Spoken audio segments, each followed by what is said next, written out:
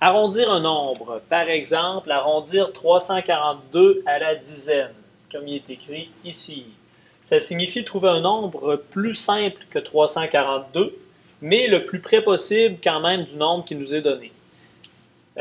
Si on demande à la dizaine, ça veut dire que tous les chiffres qui suivent les dizaines vers la droite doivent être de 0 pour écrire le nombre plus simplement.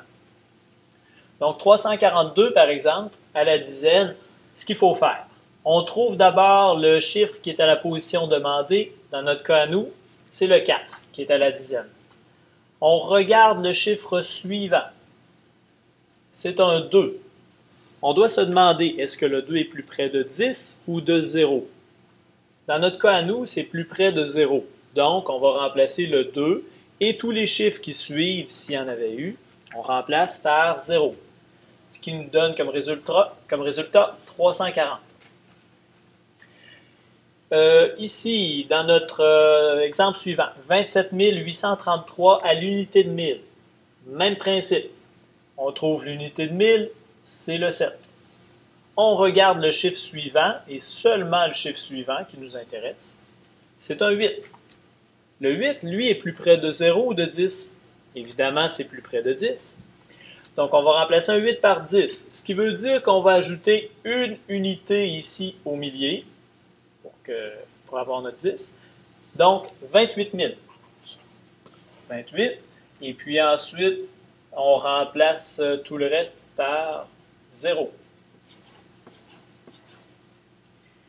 Si on avait eu, par exemple, ici, 27 533. Oups, on va l'écrire un petit peu mieux.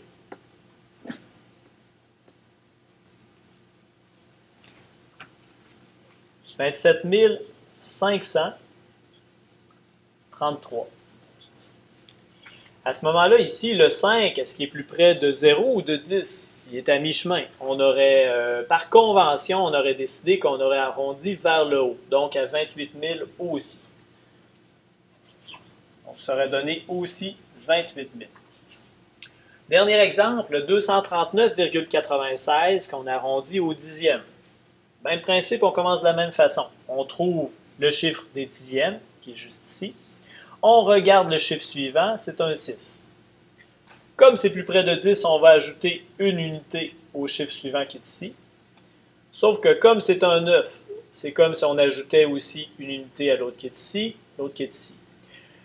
Quand vous avez des 9, une façon de faire, c'est de dire, c'est de regarder tout ça dans son ensemble. C'est comme si on avait 399 pour les trois chiffres que je viens de souligner.